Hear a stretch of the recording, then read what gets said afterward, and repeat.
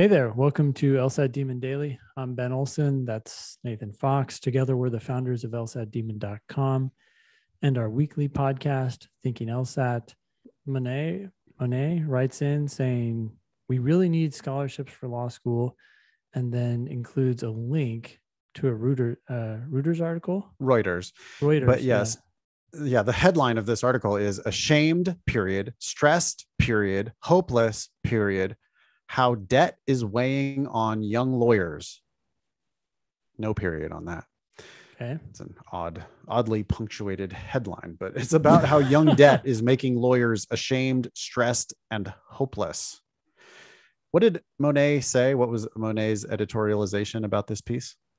We really need scholarships for law school. Hell yeah, we need scholarships for law school. The first paragraph of this story, this came, by the way, this was on Reuters September 21st. Okay. The first paragraph, student loan debt isn't just a financial burden. A new survey found it's also a source of embarrassment and shame for many young lawyers, particularly those with large loan balances. Interesting. Well, that's good. If something feels shameful to people, then that means that they're realizing they shouldn't be in that situation. A survey of attorneys in their first decade of practice released Tuesday by the American Bar Association's Young Lawyers Division and Access Lex Institute sheds further light on law school borrowing and how loans impact lawyers' career and life decisions. The data, based on responses from 1,300 early career attorneys, indicates that the negative effects of student loans worsen among borrowers with debt loads of $200,000 or more. No shit. And that the impact of student loan debt varies by race. This is the most shameful part of this whole thing. Black borrowers, for instance, reported higher loan balances than did borrowers of other races. Wow. That is so just excruciatingly painful and wrong. Yeah. So basically, law schools are accepting these applicants and requiring them to pay.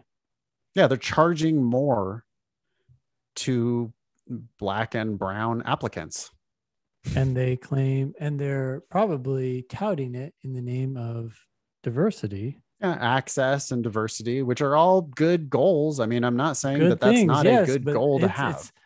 But people don't realize what's also happening simultaneously. They're then using that money from the federal government to finance richer, whiter students. Yeah, while paying their professors hundreds of thousands of dollars and their administrators hundreds of thousands of dollars, and they're, it's a nonprofit. Yeah. But you've got all of these, people in $1,000 suits, thousands of dollars suit, just real fancy people driving Mercedes, making tons of money for this nonprofit, while charging Black and brown people more to go to their school so that they can give scholarships to richer, whiter applicants. Yep. Skipping ahead here. The study follows a first of its kind. I'm not skipping ahead. I'm actually reading the whole thing. The study follows a first of its kind 2020 survey of ABA Young Lawyers Division members that found educational debt was prompting many young lawyers to delay or forego major life milestones, such as getting married, having children, or buying a home. Like, you can ruin your life, Ben, by going to law school. Yep. If you pay for it. You have one life to live, and now you're going to forego things that might be valuable to you. Some of these things may not be important to some people, of course, getting married, having children. Not everybody wants that. But if you do, you went to law school instead. You went to law school so that you could build a career, probably so that you could support a family. Yeah. And instead, now you have so much debt that you're just going, oh boy, I can't afford to get married. I can't afford to have kids. I can't afford to buy a home. I thought I was going to be a lawyer, like doctors and lawyers. It's like a real I'm going to be a professional person, which means I'm going to be successful financially. And it's like, no, you're going to bury yourself under $250,000 of debt. Yep. and you're going to ruin your financial future by paying for law school. And it's because law school is overpriced, and it's because we have this fucked up system that gives too many scholarships to overly qualified applicants. It's not a fair system. And that's why we continually harp on this idea that you shouldn't pay for law school. Like, you should get a scholarship or just don't go. About 90% of the latest survey respondents took out loans to fund their education, with average debt of $108,000 for law school and $130,000 when combined with undergraduate loans. So here it's an average, Ben, of 6 figures of debt that people are coming out of law school with. More than 40% of respondents said that they had been unable to reduce their debt load since graduation, with 27% reporting that their loan balance is higher now than it was when they graduated. About 80% of the respondents said their debt influenced their job or career choice in some way. So this is where all these well-meaning, do-gooders who want to fight the good fight, and they want to like work on behalf of the indigent, and they want to work for civil rights. They want to work for immigrants. They want to work for the environment. And now they're looking at their debt and they're like, well, I can't afford to do that, so I'm going to make a different choice. Yep. Most borrowers reported that salary factored more heavily into their job selection than anticipated, the report said. Nearly a third of the sample indicated their position was less focused on public service or doing good than intended when they started law school. Should we just read this whole thing? This is crazy. Yeah. The survey traces worsening impacts of student loan debt based on how much people owe, with high balance borrowers feeling the most pain. About 67% of all survey respondents reported feeling high or overwhelming stress over finances in general. That figure was 62% among borrowers who owe $100,000 or less, nearly 83% among borrowers who owe upwards of $200,000, which should be criminal. It's just not even possible that you should owe that much money after here's 3 years of law school. Here's some perspective too. I just looked up the median. This is in 2000. It might have been updated in 2021, but the median bank account balance in America. Can you guess what it is? $6,500. Ooh, very close. $5,300.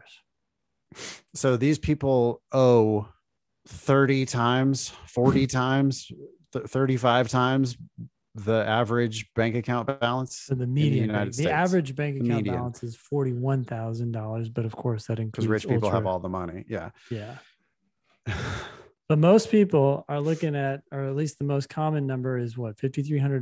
Jeez Louise. And now you're putting yourself way below that. Among borrowers with $100,000 or less in loans, 37% said they were embarrassed and ashamed by their debt. For borrowers with more than $200,000 in loans, that figure was 68%. And then it goes on to people saying that they were anxious and stressed, depressed, and hopeless. Please don't put yourself in this situation, y'all. You don't have to pay for law school. You can go for free. There's plentiful scholarships if you follow our advice, and you will not have any of these feelings of anxiety, stress, embarrassment, shame, depression. Hopelessness.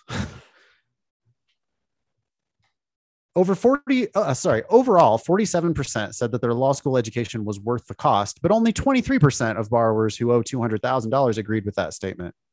It's not worth that much money. I mean, there's no return on investment. You're not going to make that much money back. On average, you're just not.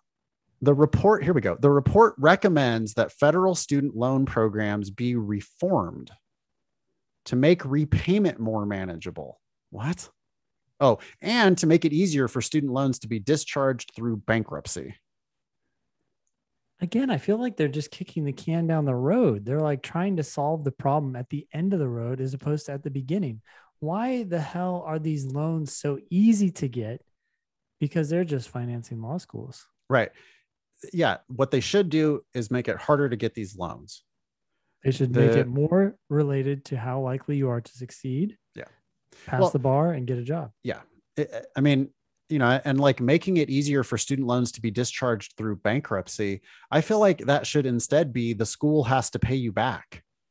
Well, especially since this money is coming from the federal government. That's just putting the burden on the taxpayer. Yeah. Why are we still facilitating this like money grab where the money goes from the US Department of Education to the schools and then the students owe it, but then potentially never pay it back? Well, you said the U.S. Department of Education. I would just say taxpayers. So basically, as a collective, as a large group of people, we're chipping in a bunch of money that is now going to law schools and then put on the backs of people who did not succeed in their law school, should not have been accepted in the first place. And what are we going to do now? Oh, we're saying, oh, okay, well, we'll release that debt from you. Okay, so it just goes back to the taxpayer. Why, while these other folks are driving around in Mercedes, yeah, it doesn't make any sense.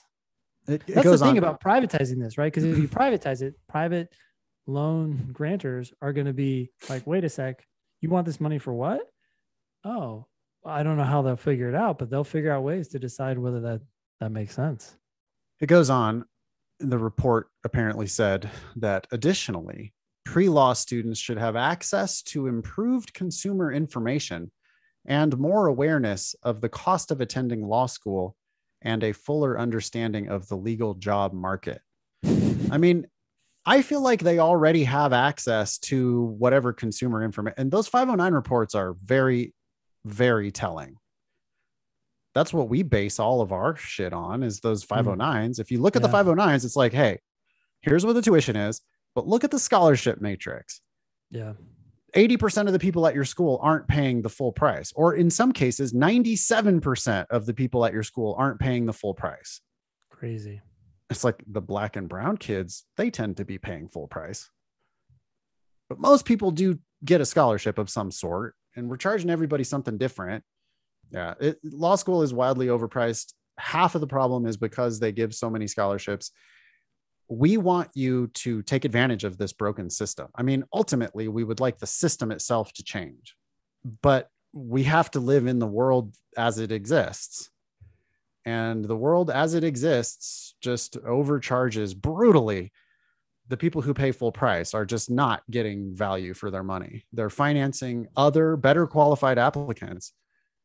You're financing somebody else's law school education, and you just don't have to do that. So what you need to do is you need to get the best LSAT score you can, apply early, apply broadly, and then just take the best full ride scholarship you're offered. And if you listen to other episodes of the Demon Daily, you're going to hear lots of stories about people who have full ride scholarships. Yeah. I mean, we get emails every day from people who have full rides lined up. So you don't have to be part of this depressing, anxious, shameful story. Yeah. By just choosing not to pay tuition for law school. You shouldn't. It's not worth it. You're not getting value for your money. Anything else? No, Monet, thank you so much for sending that in. If you haven't realized it yet, hopefully that article put a light bulb in your head to realize, hey, like I shouldn't be paying for law school. And if I do, I'm going to be depressed, possibly. Email daily@lsatdemon.com if you'd like to ask us a question or share some LSAT or law school admissions news. Thanks for listening.